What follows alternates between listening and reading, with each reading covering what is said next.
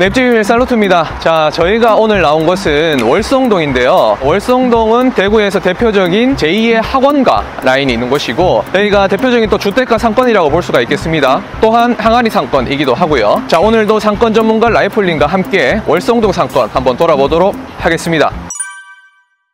네, 라이플님 인사 부탁드립니다. 네, 안녕하십니까. 블렌딩하는 투자자 라이플입니다. 자, 오늘도 상권 전문가 브랜딩하는 투자자 라이플님과 함께 상권을 좀 돌아보려고 하는데, 오늘 저희가 나온 곳은 월성동이잖아요. 네. 월성동 상권은 어떤 특징이 있는지 좀 말씀해 주십시오. 우리가 지난번 번화가 상권에 이어서 오늘 주택가 상권을 보러 왔는데요. 주택가 상권이라고 하면 우리가 흔히 생각할 수 있는 근린 상권이라고 볼 수 있습니다. 그리고 대구에서는 대표적인 근린 상권이 범호동과 신월성 이렇게 두 군데를 딱 꼽을 수 있는데, 근린 상권이라고 했을 때 신월성이 새로 형성된 신도시 상권에 좀 더 가깝기 때문에 일단 신월성으로 정해서 오늘 임장을 나오게 되었습니다. 지금 보니까 건너편에도 이미 학원가가 시작되는 것 같아요. 네, 맞습니다. 건너편에도 학원가가 많고, 여기서부터가 이제 월성동의 상권, 학원가 모든 게 다 시작되는 그런 지점이라고 볼 수가 있겠어요. 네, 맞습니다. 그리고 이제 신도시 같은 경우에는 저희가 뭐 지구 단위 계획구역이라고 해서 네. 이제 지도를 보게 되면 바둑판처럼 지도가 반듯반듯합니다. 네네네네. 그래서 지도를 봤을 때 반듯하다라고 하면 새로 형성된 신도시에 가깝다라고 보시면 되고,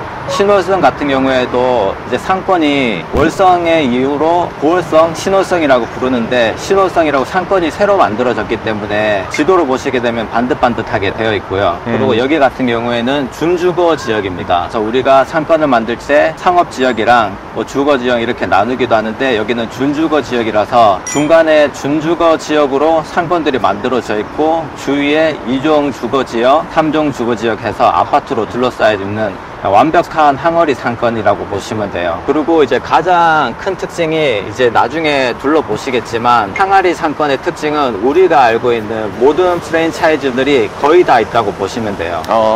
네. 한번 그러면 프랜차이즈 어떤 것들이 있는지 네. 상권 업종들하고도 한번 보도록 할게요. 네, 신월성 같은 경우 어떻게 보면 크게 하나의 블럭인데, 지금 건너편 쪽에 스타벅스가 하나 있고요. 그리고 그쪽에 가면 스타벅스가 하나 더 있습니다.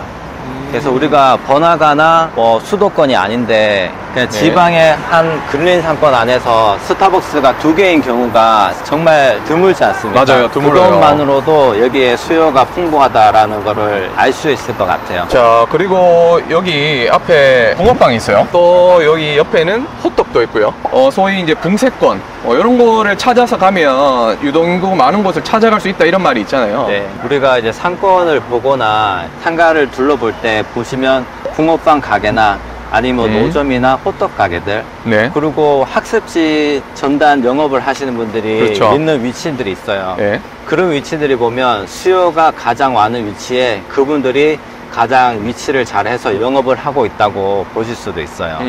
그런 것도 유동인구 분석할 때 필수 팁이겠네요. 네, 맞습니다. 네. 지금 일요일 시간인데도 지금 학생들도 많고요. 네. 뭐 학원 운영들을 하나 봐요, 일요일에도. 네, 우리가 그 주택가 상권이라고 해서 그 모든 상권들이 활성화된 건 아니고요. 네. 우리가 오늘 이렇게 살펴보는 주택가 상권은 이제 근린 상권이라고 보면 될 것 같아요. 아, 근린 네. 상권. 그래서 안정적인 주택가 상권이 무엇이냐라고 했을 때, 상부층의 학원들이 이제 안정적으로 영업을 하고 있는지 봐야 될 것 같고, 이 네. 상권들을 보시면 상부층에 병원이나 학원들이 거의 공실 없이 차 있는 걸 볼 수가 있거든요. 맞아요. 지금 걸어오면서 공실을 제가 하나도 못 본 것 같거든요. 네. 근데 여기 하나 있어요. 이게 자연 공실인지 네. 그런 것도 중요하고, 그리고 신축 건물 같은 경우에는 신탁사가 소유자로 되어 있는 그런 물건들도 있고, 권리 관계가 아직 해소가 안 된 물건들도 가끔씩 신탁 공매로도 나오지 않습니까? 아, 그렇죠. 네, 그런 권리 관계 때문에 생겨 있는 자연 공실일 수도 있고, 그런 부분은 저희가 일단 전체적으로 흐름을 보면 될 것 같아요. 라이플님은 그 신탁공매 투자도 많이 하시잖아요. 네, 신탁 공매 하고 있고, 네. 제가 낙찰받은 상가 대부분도 이런 근린 상권입니다. 그래서 학원 임차도 많고요. 네. 그래서 저는 제가 투자를 할 때 보고 있는 그런 요소를 중심으로 또 제가 안내를 드리고도 있습니다.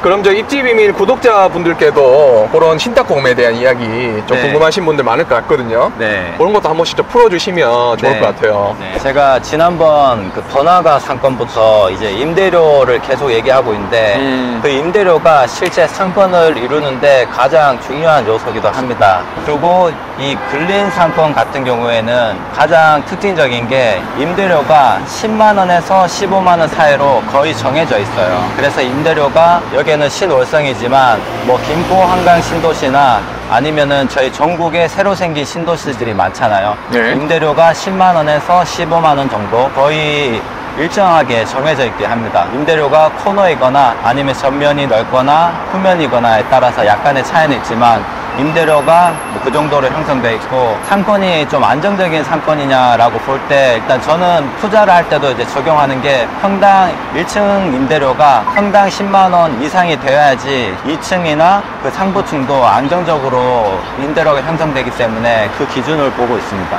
아, 내가 만약에 2층 이상을 투자한다고 하더라도 네. 우리 건물의 1층이 10만 원 이상 임대료가 형성되어 있는지 네. 네, 그런 부분들이 중요하다는 말씀이시네요. 맞아요. 1층이 10만 원 이상 돼야지 2층도 임대료가 5만 원 이상이 되고 3층 이상의 상부층도 이제 3만 원 이상이 되기 때문에 내가 평수 대비 임대료를 받더라도 어느 정도 투자 수익이 되는 그런 투자가 될 수 있습니다. 오, 네. 감사합니다. 네. 뚜레쥬르가 그 코노 상가에 입점하기로 좀 유명한 브랜드거든요. 아, 네. 뭐 파리바게트나 뚜레쥬르나 많은 베이커리가 있지만 이래 신축 상가가 형성될 때 그 점포를 개발하는 팀에서 이제 뚜레쥬르한테 먼저 조금 제안을 해보는 거죠. 뚜레쥬르가 좀 코너에 잘 들어온다. 네, 코너에 들어오는 걸로 조금 유명한 브랜드예요. 일요일인데도 지금 이렇게 횡단보도를 기다렸다가 건너는 유동인구가 좀 많은 거를 확인할 수가 있고요. 이 조합로 상권, 월성 신월성 상권 중에 어떻게 보면 센터 네, 중심 있는? 정도 되고 네. 보통 이렇게 항아리 상권의 이제 특징들이 가운데 항아리처럼 상권들이 모여 있고 앞뒤로 아파트들이 둘러싸고 있잖아요. 네. 그러면은 아파트들이 이렇게 지나갈 때 분명 관통하는 길이 있거든요. 그런 네. 길 쪽에는 사람들이 우리가 와보면 직관적으로 사람들이 많이 다니는 걸 좀 볼 수가 있어요. 확실히 카페 브랜드도 좀 많이 보이는 것 같고요. 네. 네. 우리가 알고 있는 프랜차이즈들이 대부분 들어온다고 보시면 돼요. 뭐 주택가 상권에 이렇게 안정적인 근린 상권에 거주하시면 그 배달의 민족이나 쿠팡이츠를 주문할 때 맛있는 음식들이 굉장히 많습니다. 이렇게 상권이 잘 갖춰진 근린 상권에 있으면 이제 그런 배달할 때 선택권이 다양해지고 또 맛있는 제품이나 메뉴들도 훨씬 많아지겠네요. 맞아요. 배달 음식 자체가 뭐 오피스나 대학가보다는 아무래도 근린 상권에 조금 더 많이 분포해 있기 때문에 네. 저희가 배달 음식을 시킬 때도 메뉴가 확실히 더 많은 것도 볼 수 있습니다. 야, 진짜 업종들이 다양한 것 같아요. 저희가 동성로 상권을 볼 때 네. 임대료 때문에 교동이나 삼동동 쪽으로 상권이 뻗어나간다라고 네. 얘기를 했는데, 지금 신월성 같은 경우에는 지금 공실이 없이 가득 차 있는 걸 보실 수가 있습니다. 그러면은 상가도 부족하고 수요가 많기 때문에 이 뒤쪽으로 보시면 근린 상가를 벗어나서 상권들이 뻗어나가는 걸 볼 수가 있어요. 아, 네, 맞아요. 네. 저 뒤쪽으로 가도 음식점하고 뭐 이런 것들이 좀 분포되어 있거든요. 맞아요. 저게는 이제 준주거 지역을 벗어나서 이제 주거 지역이 될 텐데, 아무래도 건물들이 상대적으로 낮고 임대료도 저렴하지만 어떻게 보면 상권을 같이 흡수하는 지역이기 때문에 또 영업하는 데는 크게 지장이 없고 만족도가 높은 그런 뭐 상권이라고도 볼 수 있습니다.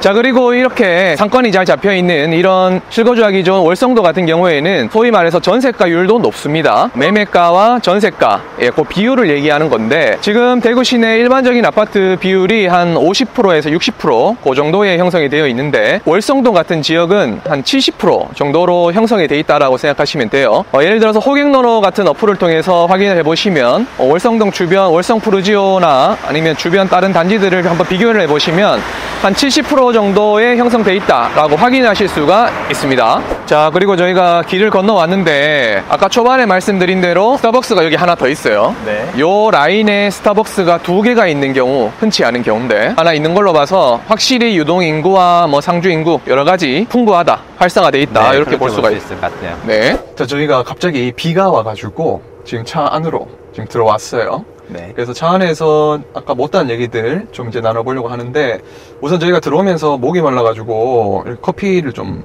시켰거든요. 네, 네, 맞습니다. 커피를 시키면서 예전에 라이플님께서 이제 말씀하신 게 이제 영수증 안에 네. 많은 정보가 있다. 네, 맞아요. 라고 말씀하셨던 게 기억이 나요. 네. 영수증에는 어떤 정보가 있을까요, 그러면? 일단 영수증을 한번 보여드리면 이 245라고 적혀 있는데 이게 245번째 손님이란 뜻이에요, 저희가. 아, 네. 그리고 저희가 주문했는 금액이 이제 5,300원인데 예를 들어서 5,000원 곱하기 245를 하게 되면 현재까지 매출이 122만 5천원인 거예요. 아, 그렇네요. 이 요식업은 이제 모두에게 적용을 할 수 있는데 카페나 고깃집이나 뭐 의류점 같은 경우도 다 적용이 가능해요. 객단가 곱하기 영수건수. 객단가 곱하기 영수건수. 네, 그러면 객단가 같은 경우에는 저희가 5,300원을 결제했고 객단가는 카드로 한 번 결제하는 금액인 거예요. 그래서 객단가가 높으면 똑같은 손님이 오더라도 당연히 매출이 높을 수밖에 없죠. 네, 이번에 그 흑백 요리사에서 네. 그 최현석 셰프가 이제 팀전을 할 때 1등을 했는데 객단가에 대해서 언급을 했거든요. 네, 그 부분을 보고 굉장히 최현석 셰프가 객단가 설정을 잘했다. 네, 그래서 객단가랑 명수 건수가 중요하고 우리가 주문을 하고 결제를 할 때 습관적으로 영수증을 받아보는 습관을 들이면 좋아요. 아, 네. 그렇죠. 저희가 뭐 음식 사 먹거나 뭐 어떤 매장에 가서 결제를 하면서 객단가에 대한 생각 자체를 못 해보거든요. 그렇죠. 사업을 하시려는 분들이나 아니면 네. 하고 계시는 분들은 이제 본인의 사업장이 객단가가 평균적으로 얼마 정도 나오는지, 네, 그리고 맞습니다. 하루에 어느 정도의 손님이 오는지, 네. 그걸로 이제 예상 매출이 나오니까. 네, 맞아요. 예상 매출이 나오면은 또 이제 예상 뭐 임대료, 내가 지불할 수 있는 임대료 뭐 이런 것도 나오니까요. 그죠? 네, 그래서 객단가랑 영수 건수를 설정해서 내가 예상 매출이 얼마 정도 되겠다는 거를 설정한 다음에 거기에 10% 정도에 되는 임대료를 찾아서 상권과 입지를 알아보는 게 조금 실패를 줄일 수 있는 방법입니다. 자, 그리고 저희가 이렇게 상권을 이렇게 돌아다니면서 뭐 분석도 하고 있지만 네. 필수 팁들도 많이 알려드리고 있고, 네. 이런 팁들이 어떤 분들한테 도움이 될 수 있을까요? 객단가와 뭐 영수 건수나 이 상권을 알아보시는 분들은 아무래도 자기 사업을 하시거나 상가가 필요하신 분들일 거라 생각을 해요.